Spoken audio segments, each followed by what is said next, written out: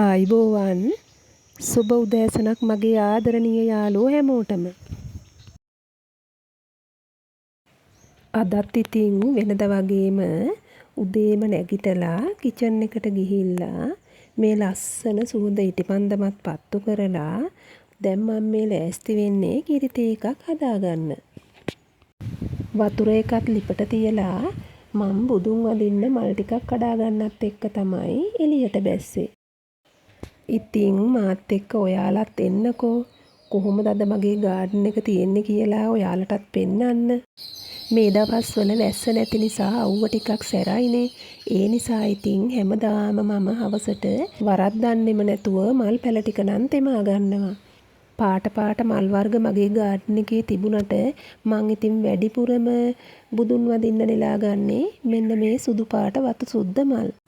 මල් පහන් පූජ කරලා බුදුන් වැඳලා කිරි තේ එකකුත් හදාගෙන දැන් ඉතින් මේ ඔයාලත් එක්කම මගේ ගාඩන් එකට යන්න හදන්නේ අද දවසේ මගේ ගාඩන් එකේ පිපිලා තියෙන මල් මොනවද කියලා ඔයාලට පෙන්නන්න.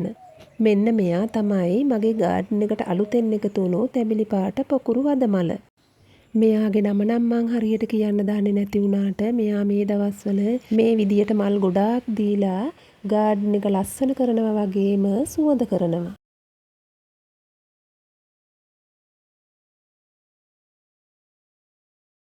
දවසක් ඔයාලට මතකද මෙන්න මේ රෝස පැලේ පරවුණු මල් ටික කපාගත්තේ ඔයාලත් එක්කම එකතු වෙලානේ. දැන් ඒ කපාපු තැන්වල ලස්සනට මේ වගේ මල් ඇවිල්ලා.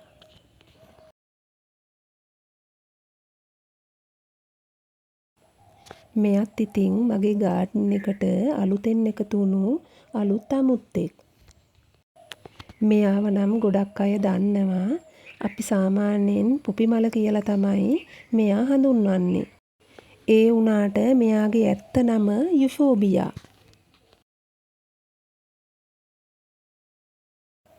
අද මෙන්න මේ බිගෝනියා එකත් මල් ගොඩාක් දීලා මගේ ගාඩන් එක ලස්සන කරන්න මේ විදියට එකතු වෙලා ඉන්නවා.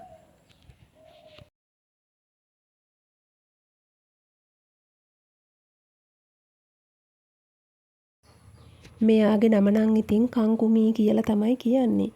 ඒ වුණාට මෙයාගේ නමට වඩා මෙයා නම් හරිම ලස්සනයි. මේ අරලිය මල් එකත් ගාඩන් එකට අමුතුම ලස්සනක් එකතු කරනවා. මේ ඉතින් ඔයාලා කවුරුත් දන්න දාස්පෙතිය මල්නේ. මේ දවස්වල මේ මගේ දාස්පෙතිය ගස් ටිකෙත් ලස්සනට මල් පිරිලම තියෙනවා.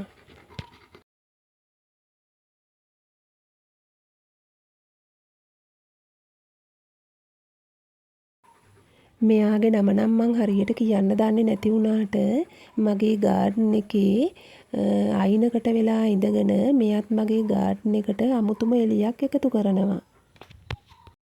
රතු පාට කැනස් පඳුරත් අද ලස්සන මල් පොකුරක් දීලා මගේ ගාඩන් එක ලස්සන කරගන්න. මෙයා නම් ඉතින් මගේ ගාඩන් එකේ තනි වෙලා ඉන්න කූඩලු ගහ. මොකද මං අනිත් කූඩලු ගස් ටික ගලවලා දැම්මේ මල් පිපිලා ඉවර වෙලා තිබුණු නිසා. මෙයාලගේ නම් මල් චූටි වුණාට මේ දවස්වල පඳුර පිරෙන්නම මේ විදියට මල් දීලා මගේ ගාඩන් එකට අමුතුම එළියක් එකතු කරලා තියෙනවා.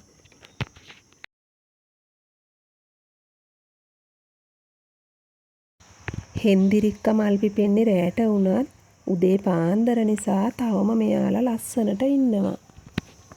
ඕනවට වඩා වීඩියෝ එක දිග වුණාම ඉතින් මල්ලුණත් එපා වෙනවනේ. ඒ නිසා මං ඉතින් අදට මේ වීඩියෝ එක මෙතනින් නතර කරන්න තමයි හදන්නේ.